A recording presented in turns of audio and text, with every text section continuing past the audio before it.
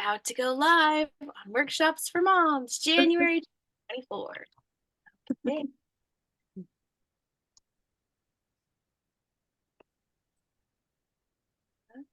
Okay. Hi, everyone. Welcome back to the Mama Genius Hub podcast / mom workshop for moms today. We are coming to you live with a panel talking about mom self-image. Now, the reason why we chose this topic today is it's right after the New Year's. I don't know how many of you have made New Year's resolutions, how many of you are still sticking to them, how many of you have gone somewhere else with them. And then a lot of it comes back down to shame. Why didn't I do that? Why do I feel this way about my body?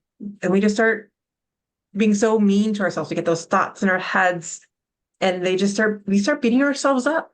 So we wanted to bring a group of moms together who've been through it, who've been there with you. And if you're thinking those right now, we are going to have some ideas for you today let's join together and get rid of some of that. So some of the panelists that I brought on for you today, we have Vickie Beineke. Vickie is a former education teacher with a master's in education. After a personal health crisis, she became a certified naturopath, helping clients eliminate causes of ill health. In Vickie's experience, trapped emotions are the root of many imbalances in your body, and we'll get to that today. We have Josie Freeman. Josie specializes in coaching mom entrepreneurs, nurturing their sales confidence, breaking through the limiting beliefs, and helping them discover their unique superpowers. We all need that. Her integrative approach in business and wellness draws from her certification as a reflexology and holistic healthcare practitioner. We also have Catalina. Catalina is committed to sharing the importance of sleep with all human beings, especially moms, so they can live, work, and love from a space of vitality, equanimity, and wholeheartedness. Rebecca Prouse. Rebecca helps homeschool moms uplevel their wellness, mentality, emotional, and physically, so they can experience more clarity, energy, and peace while raising their children. And we have Robertz. Ren is a transformative business coach, certified in mindset tools, silent counseling, and Be Set Fast Free Fast. As a creator and CEO of Financial Freedom and Joy, she teaches women tech skills to be successful online entrepreneurs. So we've gathered all these wonderful women. Thank you, moms, for joining me today so we can discuss this topic of self-image. Let's just dive right in. And Josie, I'm going to throw it right to you because right before this call, you kind of like led the ball, and we're going to piggyback off of that, and we're going to let you get started.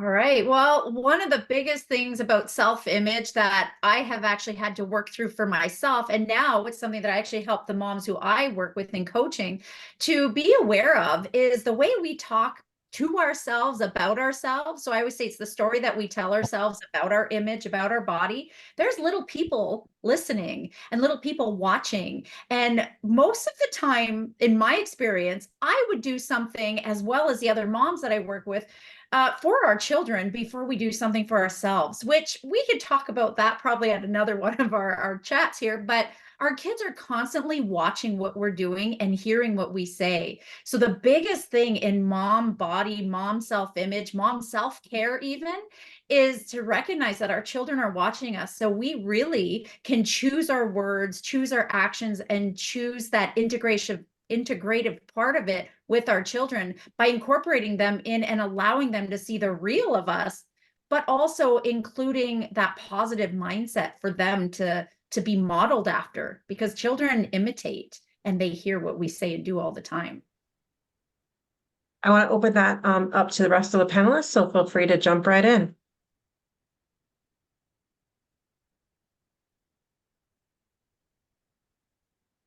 Yeah, this is Vickie. So I wholeheartedly agree. Now, it's been a moment since I've been raising my children. So my children are now having children. And so, thinking back as a young mother, not being fully really aware of how impactful some of those actions and thoughts that I had toward myself was impacting on my sons. But now that I'll be a grandmother next month, I'm so excited. I'm wiser, I'm older, and I'm very, excited about this new journey and being a role model for my new granddaughter and showing her the inner strength, the inner power that she has. And yeah, it's so important to realize what you're saying and doing in front of little ones, whether you think they're watching or not, they are. Oh, this is Ren Roberts, and I have such an important kind of piggyback with this on self-image. And so I became a mom a little different, and I adopted foster children.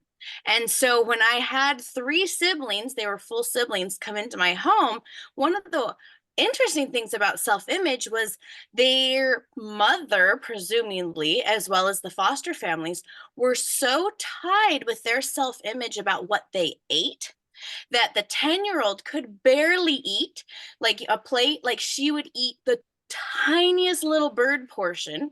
And then she was so concerned, I mean, talked all the time about gaining weight, and she was this thin little stick.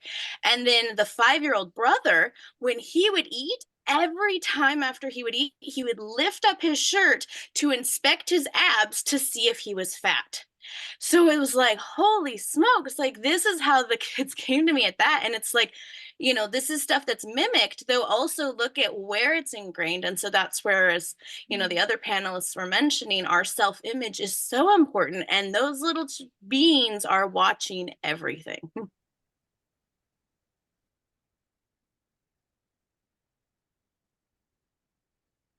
I want to jump in. This your host, Michelle, coming at you. When I started looking at the way that I was eating, and I was always worried about, how that would affect the family or what, when I just started making those changes, all of a sudden my kids start looking at nutrition labels. And it wasn't even me telling them to look at them. It wasn't like, it was just because I was like, why is mommy doing these things? Why is she not eating this with us? And they start asking the whys to themselves. And then they start asking me, well, mommy, why aren't you eating this? Why are you doing it this way? Why do you have a smoothie for breakfast? Why are you eating all these vegetables and doing things a little bit differently? Because I think a lot of it was out of habit. Like I just had certain things in the house. You just kind of get used to eating certain things. And it was just like, I'll make a quesadilla or I'll make a bagel. And I didn't realize, thinking about it, how it was. So I started actually paying attention. And when I started just making more of a routine over a smoothie for breakfast, and then a salad or a vegetable omelet for lunch are pretty much my staples right now during the weekdays. So like, but then still indulge, right now we just went on dinner, but it's like when you create those habits in a mix of it, it becomes easier. Cause I was like, also like, I couldn't do these things before until like they just became habits. And then the kids start looking at the cereals that they eat, going, okay, well, we made a compromise. Like they'll have cereal once a week instead of every single day. And like, just making that, it's not that we can't have these things. It's about thinking the mindset behind it and how we do it and why we're doing it, rather than just mindlessly doing these things, but setting ourselves up to have those conversations. And again, when they start seeing you do it, even if it takes a little bit of a while, they're going to start asking questions. So why are you doing it a little bit differently now? And then make some choices for themselves. My son is he's growing microgreens right now, trying to be healthier things, making sure I have more stuff to put in the smoothies, things like that. And so they really watch what we do.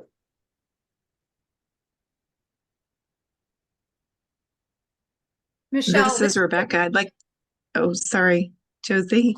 Go ahead, Rebecca. I was just going to add in, thank you. Piggybacking a little bit on what Josie was talking about of our own self-talk, our negative self-talk. We may not even say it out loud, but what we're thinking inside affects how we're able to show up and our energy. So if we're having a negative reel going on about how we're thinking about ourselves, it's only going to drag your energy down, and that's going to be felt from the children too.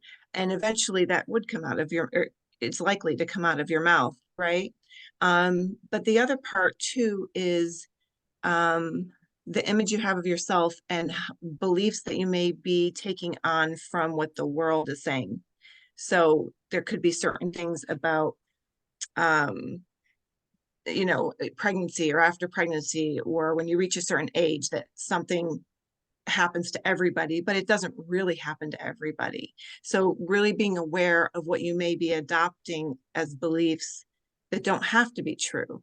So that's just another aspect I wanted to bring in on how you view yourself. Josie, what did you want to add?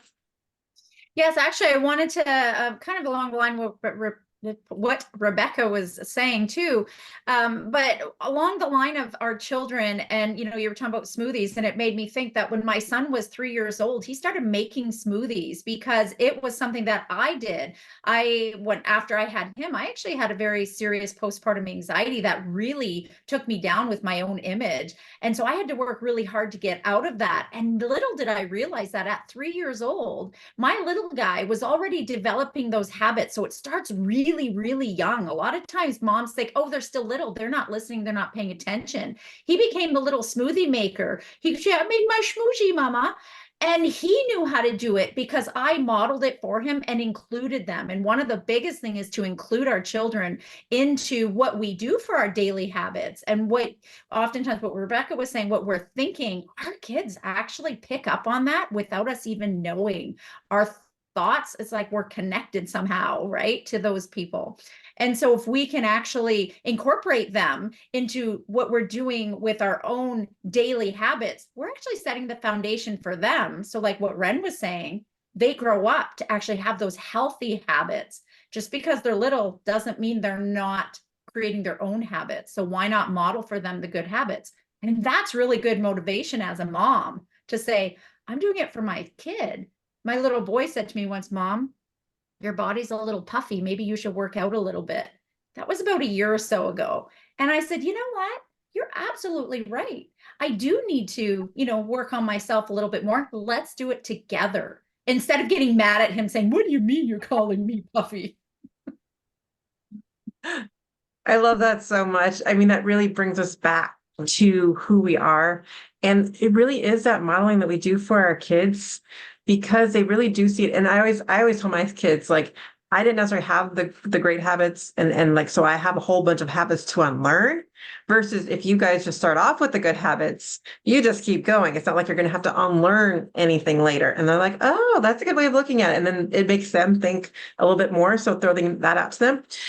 So I'm going to jump around a little bit because we kind of talked a little bit about the New Year's resolution idea a little bit. And I know some people may have set some people might have hate the thought of them and not want to do it. So I want to kind of reshape it a little bit in terms of how we think about our bodies and in terms of how we even think about resolutions, because I want us to look at the idea of when we make a goal, what is the reason behind it? And so what I'm trying to reshape it to be is what feeling do we want more of? Because whenever we make a goal, say we want a new house, right? But it's not necessarily the new house we want. We want the feeling of grand when we walk in the house, the cleanness, the bigness of it. Like we're looking for some sort of feeling behind it. And the same thing comes back to self-body, to our self-image. What image do we want about our body? What feeling do we want to have about our body? Then we can start to make the goals based on achieving that feeling. Because when we actually look at it, it might be just a little bit different than we thought. Because losing 10 pounds might make us look different, but would that actually make you feel? And that's what you're looking for. And so when we're thinking about self-image, what feelings do we want? So who wants to add to that? I would like to add to that.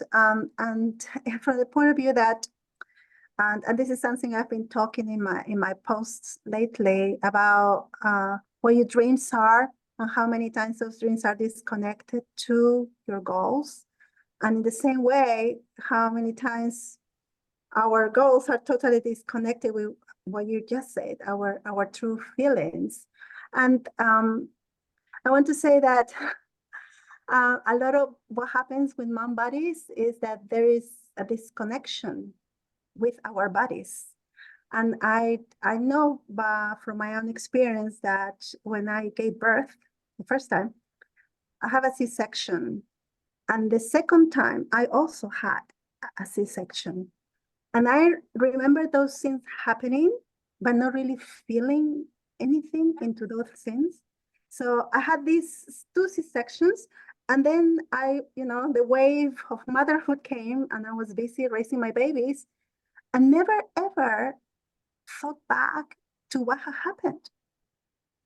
I mean, a C-section is a major surgery. I mean, right? You're like, a lot of things happen in your body, but I never connected any kind of feelings or I didn't attach any feelings or thoughts to it or sensations to it.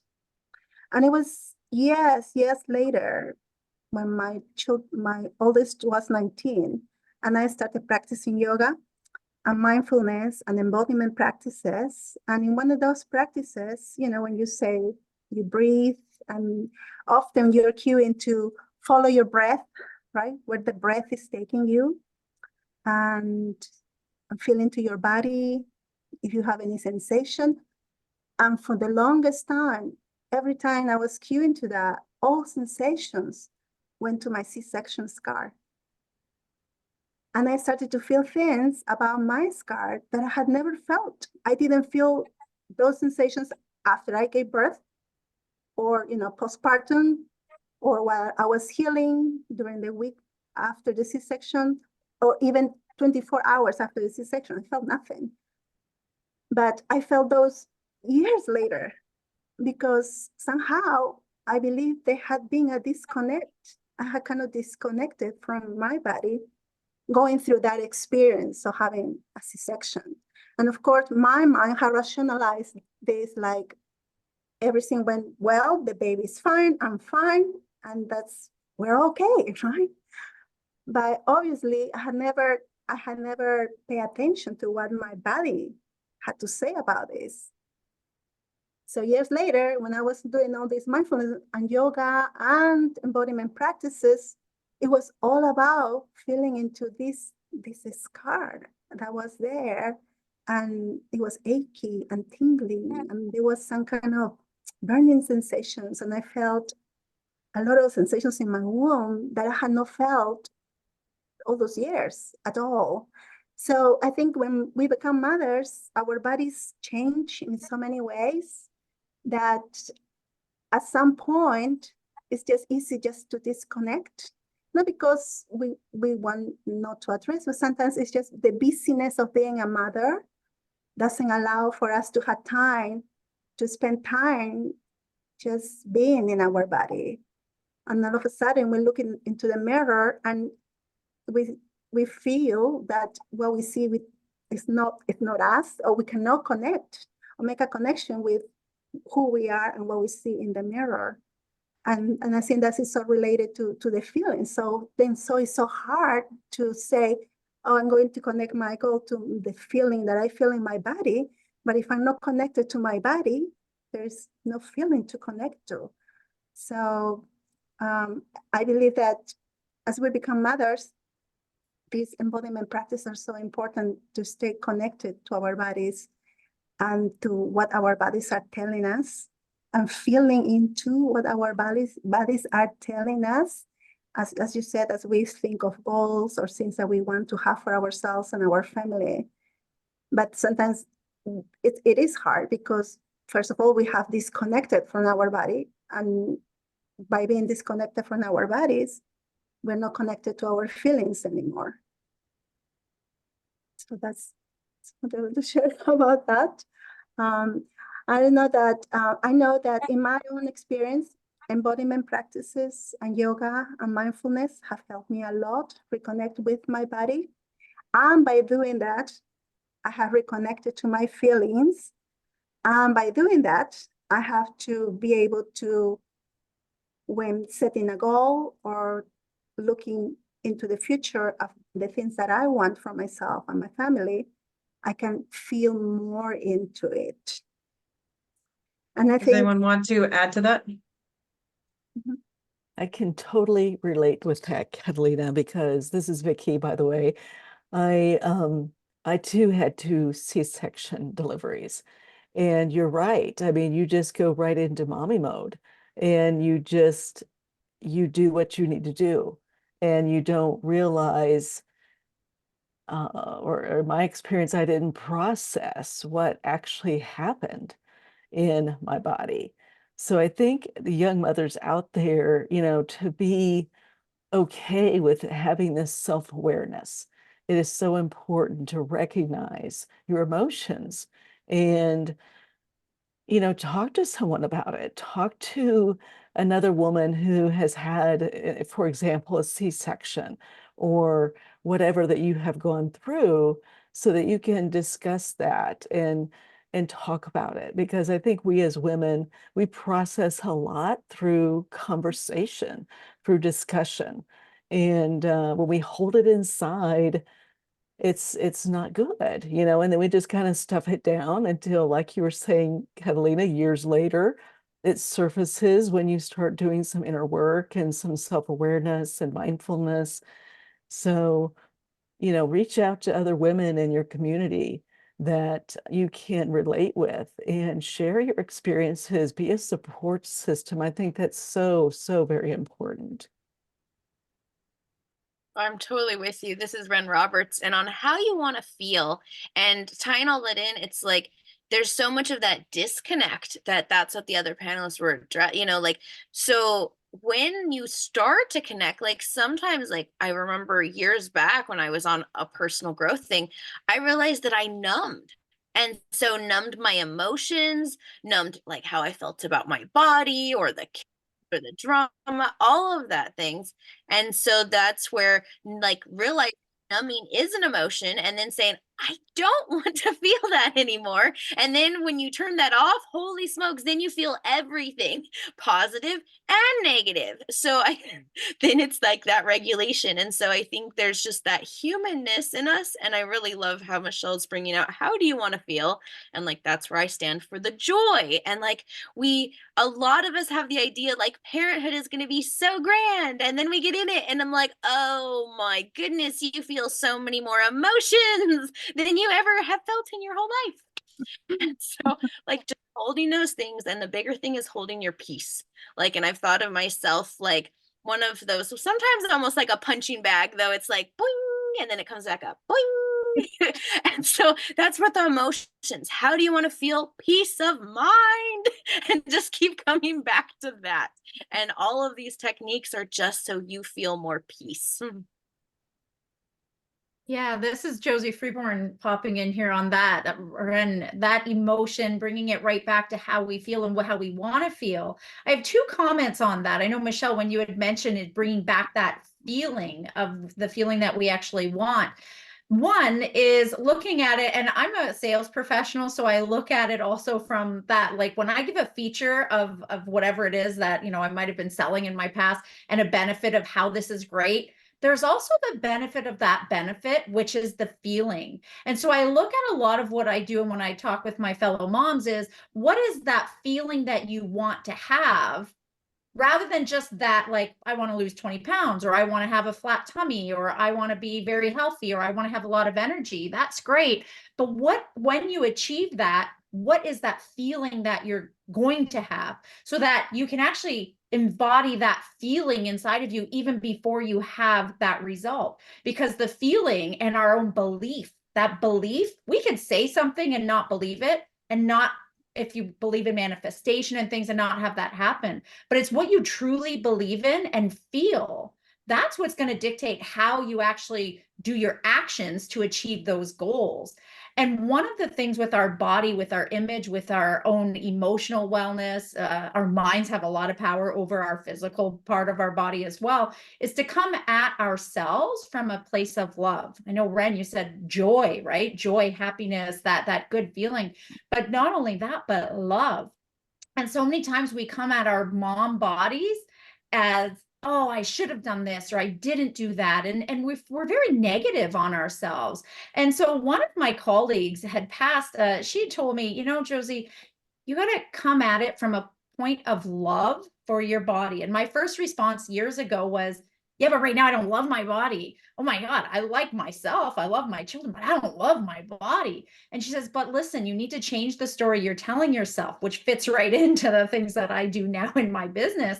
But by loving the body, I was able to release, not lose, to release the weight, to release the extra emotional weight, which in turn also release that extra physical weight.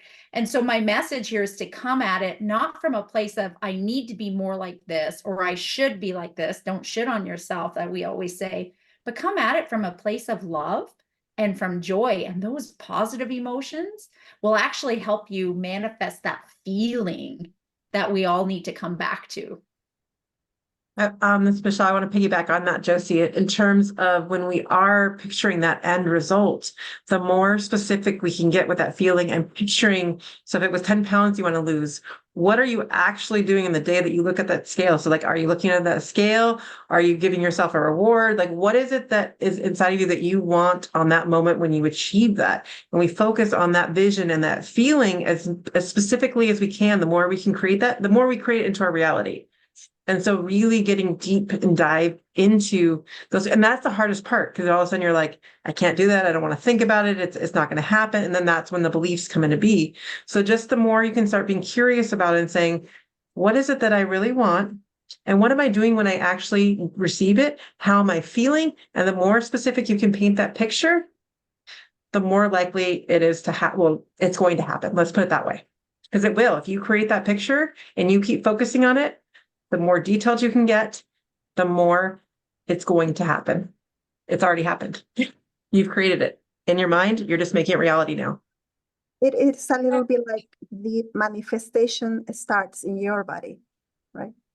Right. Like living Exactly. with what you feel in your body to be able to manifest. I like that.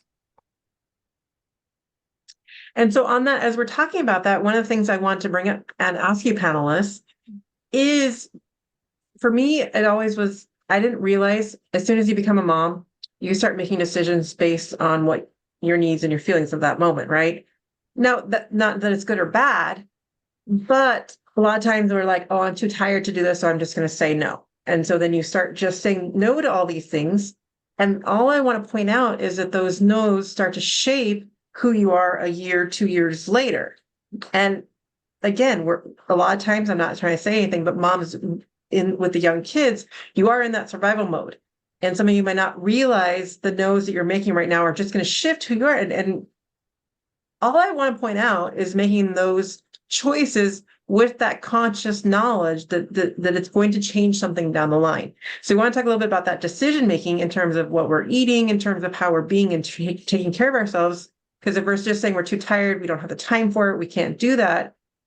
Again, make those choices, but know that again, all choices we have some kind of results or things at the end of them.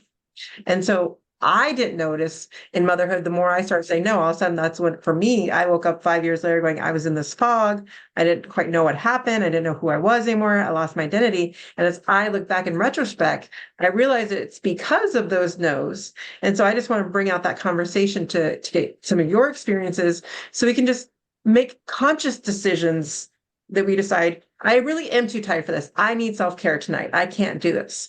But if it was just because I was being lazy or didn't feel like it and getting out would make me feel better. So it's making those distinctions between things as we become those new moms, and how do we filter those through? So I'm going to throw that out to you, all of you wonderful panelists. I can totally relate to that. This is Rebecca. I had a similar situation. I started to want to save time because I had 4 children. I'm homeschooling. I have all these things going on. I'm going to save time. And I said no to some things. I thought I was saving time and energy. But in the long run, I actually said no to some things that I believe would have rejuvenated me and actually given me some energy. I mean, maybe I needed to shift my outlook on it a little bit, but I needed, what I would encourage moms to do is be intentional on those activities that are self-nurturing. And maybe there needs to be a shift, but not to eliminate them, because you 2, 3, 4, 5 years down the road going, what happened? I never intended to totally let go of those things. And then you can begin to feel depleted. So to really pay attention to some of those things that definitely bring energy back to you and who you are. I would like to add, my name is Alana. Hi, and I'm sorry I'm cooking. I just got home from a farm competition with my daughter, and we've got a ton of family here, so we're just cooking dinner, so I apologize. But so self-care is important because we are showing our kids how to treat ourselves, and we are showing our kids that self-care is important, keeping our bodies and our minds and rejuvenating them gets us to be more fun. And when we're playful, we learn so much faster. Like in anything, if you're making it playful and fun, you learn it like exponentially faster. I want to say there's 12 times that you need to repeat something to learn it when you're being playful, and like 1,000 times when you're not being playful. So, and that's for the, I just went through a course and that's kind of what they told me. But anyway, so being playful, even though it's the same kind of, you have a choice. It's like, no, I have to be a parent. I have to be this strict and I have to have this mindset for being a parent. But then it's like, well, what if you're a fun parent? What if you're going to be playful? And what if you're going to be crazy? And what if you're going to be just like, oh my gosh, and be playful, and your kids will learn that. They'll take life easier. They won't take things as seriously. It's like, oh, well, that's unfortunate, or that's a little oopsie, you know? It's like, yeah, everything spilled in the kitchen. Okay, that's a little oopsie. Let's finger paint first, and then we'll clean it up, kind of thing, you know? So you're bonding and you're incorporating everything and your bonding experience with kids. So that's my 2 cents. Well, thank you for popping in, Alana, and giving us your 2 cents. Brought her in. So that's what happens when we have some guests in the audience. Come join us and get to share in the conversation as we're doing this. And again, we're also looking at the things we say yes to as well. So it's not just the no's, it's really the decision making. Because sometimes as moms, we feel like we have to say yes to every school invitation. We have to say yes because we think we need to do all these things. So it's finding that rhythm. And again, I hate, as many of you know, I hate the word balance, because when I have that balance, we're feeling like there's equal pressures on the thing. So we're trying to find the rhythm that leads us to the feelings we want more of. And so it's really finding that rhythm between our yeses and our nos, but it's making conscious yes and nos, not just deciding because I'm just too tired, I can't do this. Well, great. If you're that tired, then maybe you do need to do some self-care that night. Or maybe you do need to pick up and go, okay, well, maybe it is time to go see this one friend because having a small intimate conversation with her will rejuvenate me when I come back. And I shouldn't be too lazy to just sit there and watch TV and do that.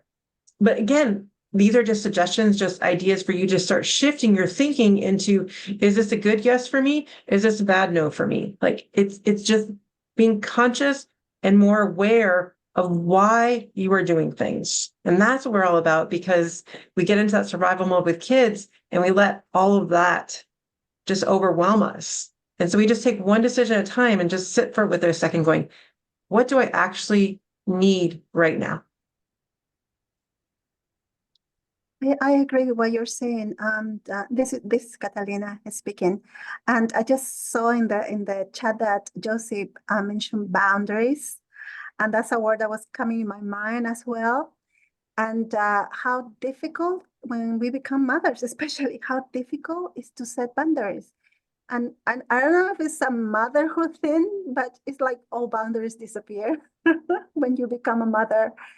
It's like an invasion of everything. Physical, mental, emotional invasion of yourself, and working towards recreating those boundaries again is a whole process that starts with what we just been saying since the beginning, right? Feeling into our bodies, being in our bodies, and listening to what our bodies are saying. I talk to many moms, and I talk about rest and sleep, and I hear a lot of moms saying, not now. I'm too busy now. I'm too busy raising my kids. I will rest later. I will sleep better later. I will go into a retreat later. And that's when you see that those boundaries have been they are totally gone, right? Because there is no space for self, right? That space is taken over by everything around us, our children mainly. And when that happens, we will inevitably run into burnout.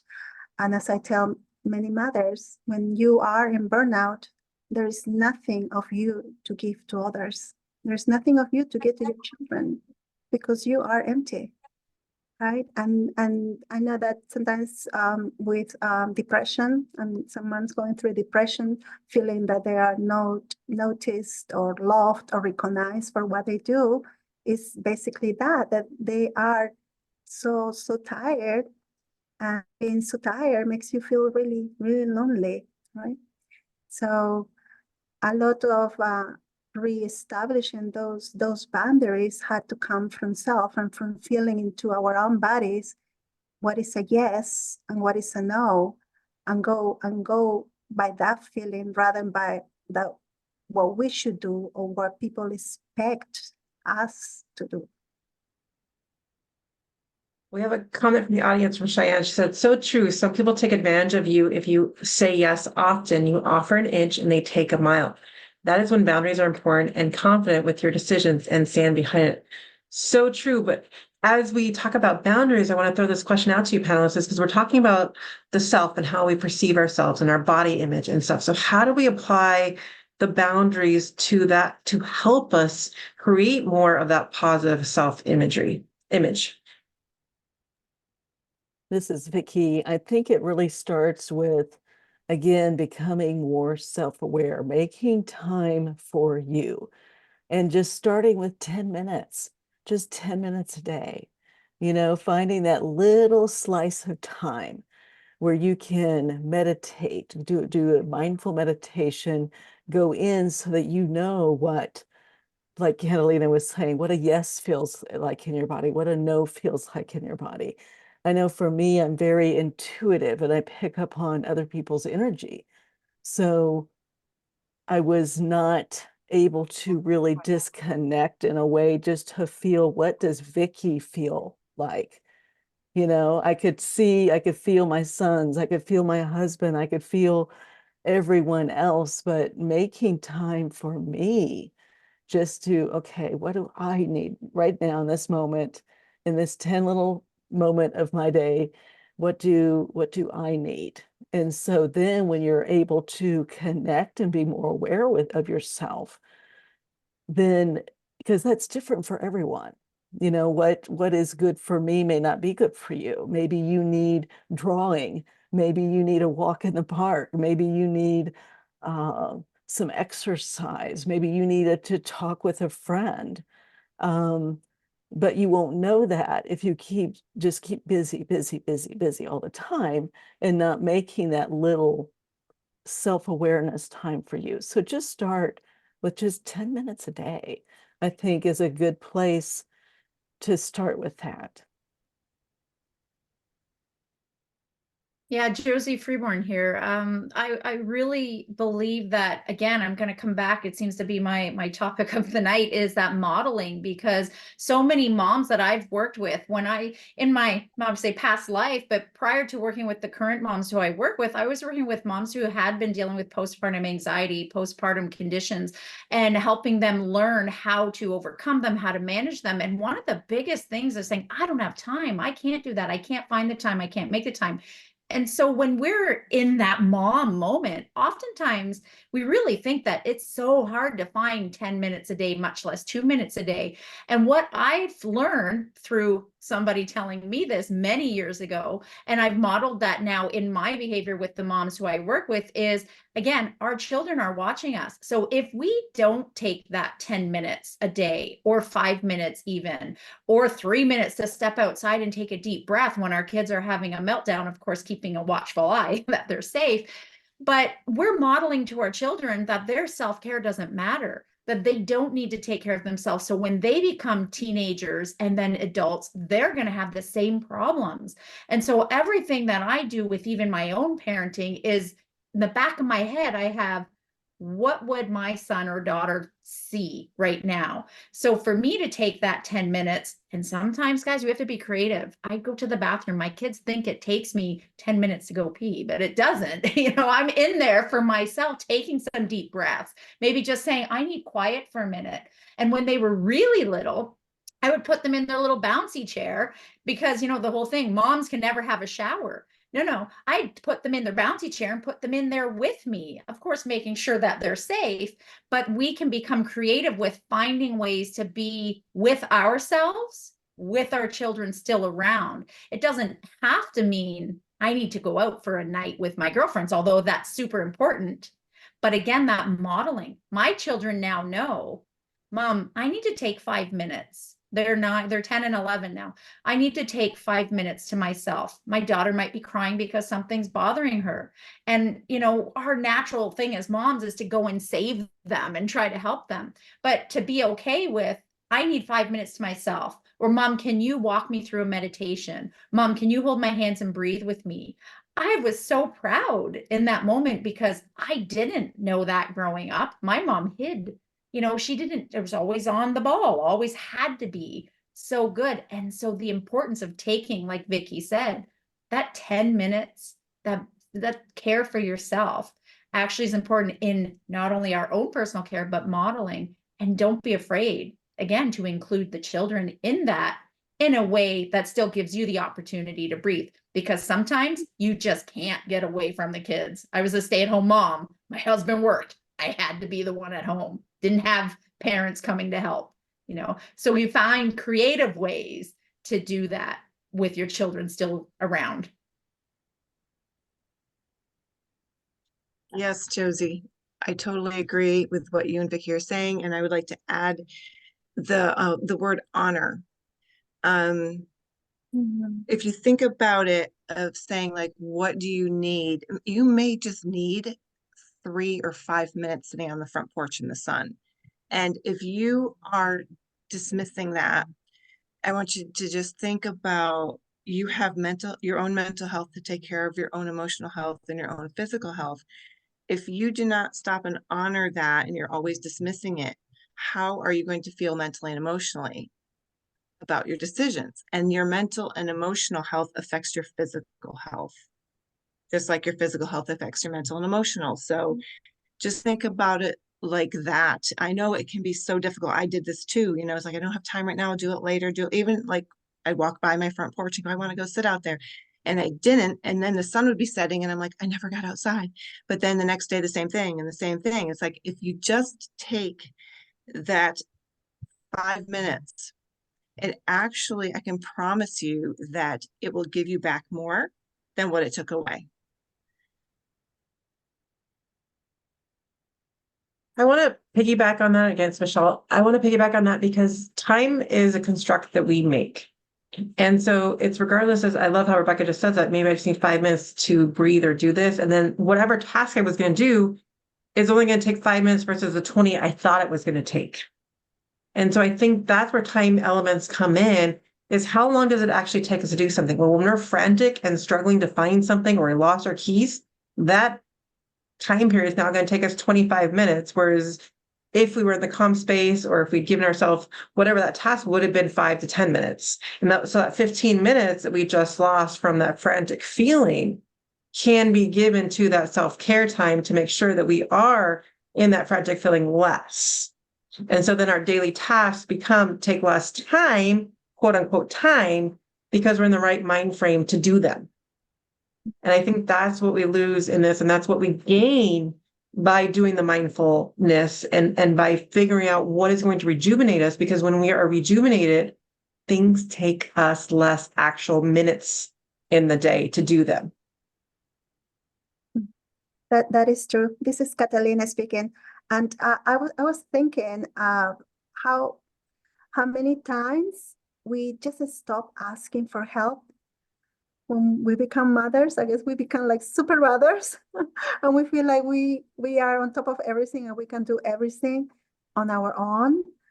And that's a misconception, because that's actually when we should be asking for help and look around for help. I remember swapping babysitting when my children were small with other stay-at-home moms. And that will be like a wonderful thing to have some time for myself, even if it just was an hour. So I think there is plenty of help around. And if we just could take the time to look around for someone that can help us and support us, things will start making more sense to us, and we will find those 10 minutes or 5 minutes that might, that are so precious into saving our sanity and keeping ourselves connected to ourselves. I can't believe it's almost been an hour already, ladies. We're running out of time. So what we're going to do right now is we're going to do our final wrap up. We're just going to go straight order of the panelists right now. So we're going to go Vickie, Catalina, Josie, Rebecca, Ren.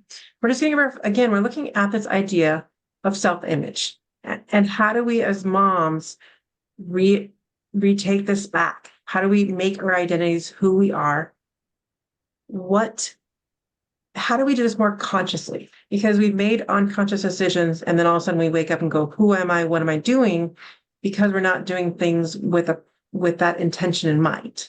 And so I want to bring that back to each of you to give your final thoughts on this topic, however you want to do that.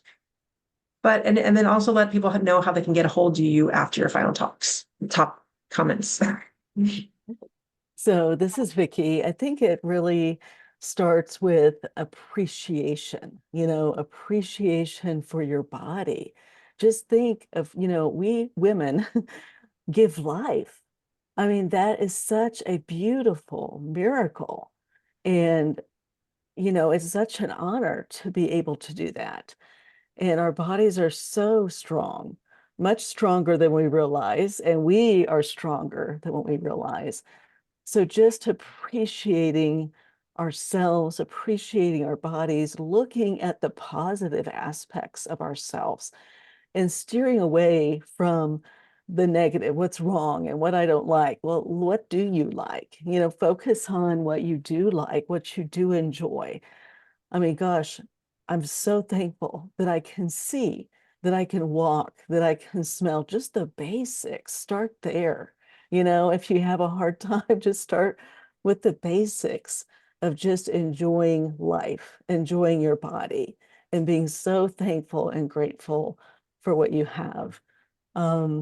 So the way that you can get a hold of me, I'm a traditional naturopath, but I'm also an emotion code, body code certified practitioner. So I help women to release trapped emotions that can lead to dis-ease or disharmony in the body. And so you can go to my website, vlb.life, and learn more about me there, schedule a session. And I do have a free gift for all the attendees that watch live, as well as other, recording attendees that you can get. And we will put that link in the description notes later. But it's 4 rituals for emotional release. And we all need that. We need to know how to release these emotions that we're experiencing throughout our life. So, yeah, I'd love to hear from you, and just think of love and appreciation for your body and your ability. So thank you.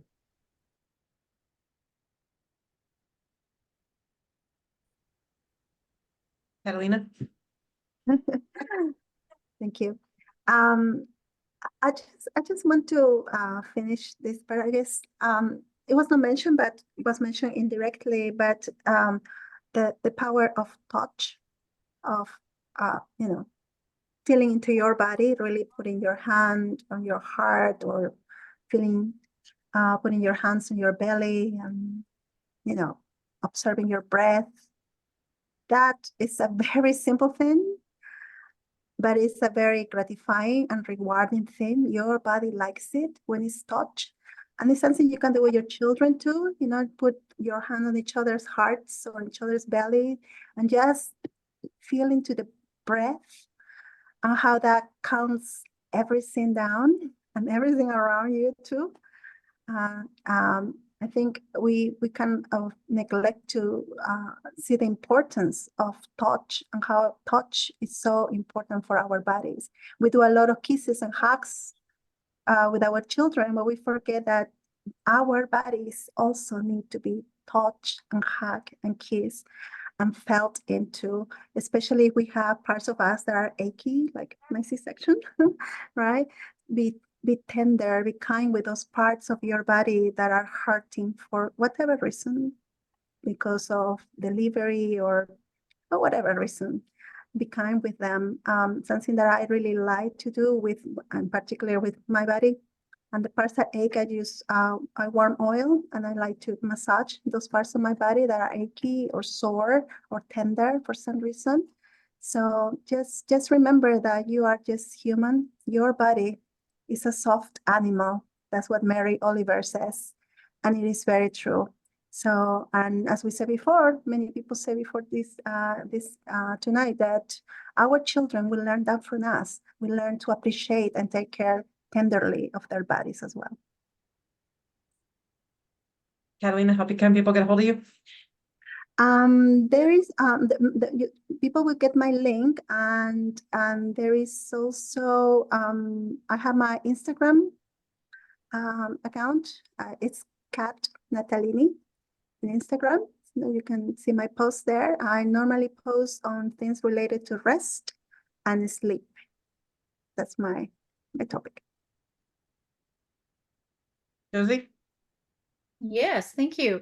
So one of the biggest things that I have to say about this whole body image is to understand, as a woman, as a mom, we actually kind of are superheroes. We are, not kind of, we are. When you think about however you have become a mother, whether it be through your birthing of your own experience from your own body, or whether you become an adoptive parent, we have certain superpowers that really nobody else has, because we understand the importance and what it truly means to nurture and raise little people. It's a hard job. We're creating them, we're nurturing them, we're raising them, we're hopefully turning them into the people that they can step into their own authentic and beautiful selves that they are. And so coming at it from a point of love and compassion for ourselves, giving ourselves a little bit of grace, hugging our bodies, truly taking our arms and wrapping it around ourselves, and looking in the mirror each day to say, you are a superwoman, you are an amazing person. Or, say it to you, I am a superwoman, I am an amazing person.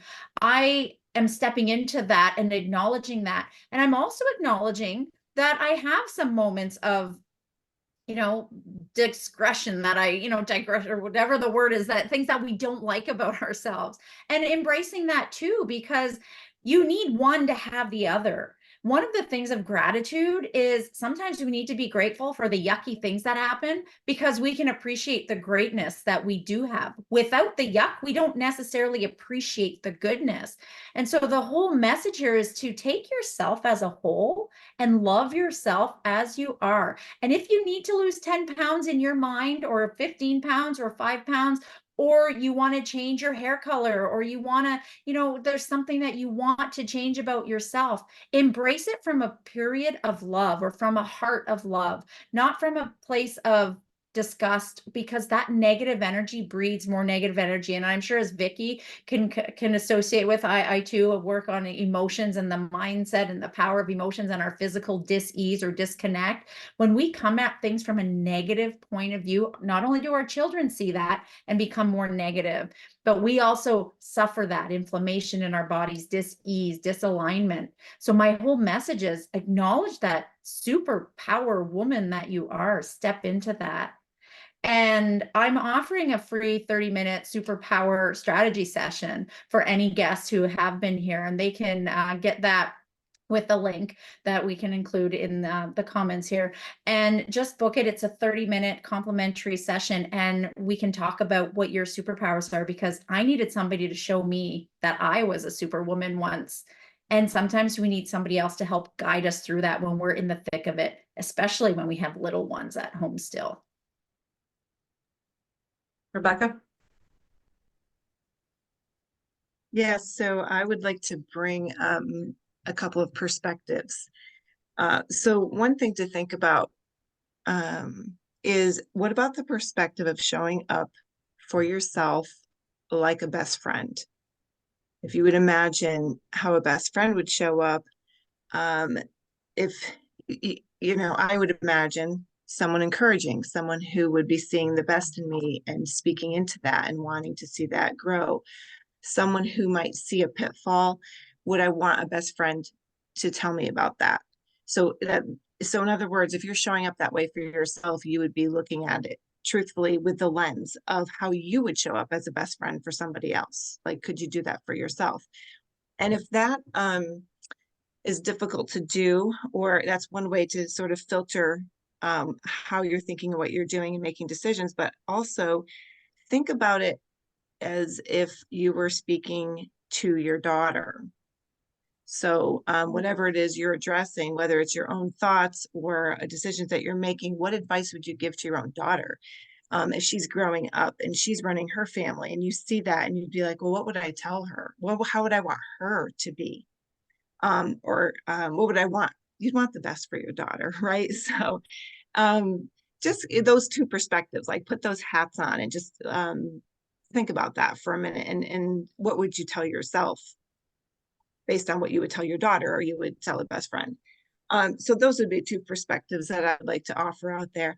And I would say to get a hold of me, the best way now is I have an email, but I'm also offering a 30-minute mom clarity call. And what I do, I'm a life coach and Aroma practitioner, and I help to identify and dissolve roadblocks that may be keeping you from showing up your best. So I would like to offer that mom clarity call, and I can put that in the chat.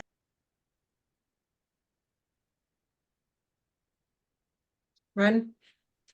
Hi, Ren Roberts here. And what I'm just going to add on that is a quick tool that you can take away. I wish I had known about this when I was going through adopting foster kids and all of that. And so this tool, you can use 2 fingers just like this. I know some of our panelists have mentioned they love breath work. So you put it right under your collarbone. Doesn't matter if it's above or below. And our panelists can even show us with this. So we put the right hand, and it has to do with your heart. And then we take 3 breaths. We call them candle breaths. So imagine you're blowing out a candle. So the kids like it too. But you're going to take a big breath and then. So you just take 3 breaths here. Then we're take 3 breaths here with our fingers like that. And then at the end, we tap right on this karate chop point, and you tap in some affirmations.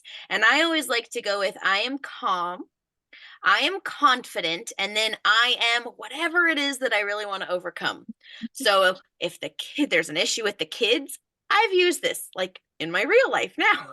I've been stung by a jellyfish, used it to calm myself in that moment. So business, personal life, use those breaths. Just like, yeah, it is like the form of tapping. And so it's amazing. So those 3 breaths, so we've got them here, and then we do 3 breaths here, and then tap in how you want to feel. So with that, you can overcome whatever you're looking in the mirror and not feeling right, or that coming off balance. Let's bring you back and remember those. And I call that the aligned breathing. So we'll leave you with that. I have a Facebook group. The links will be around. It's facebook.com/groups/your YOUR FFJ for financial freedom and joy. So I look forward to seeing you in there. There's also a virtual gift basket for mompreneurs, and the link will be there as well.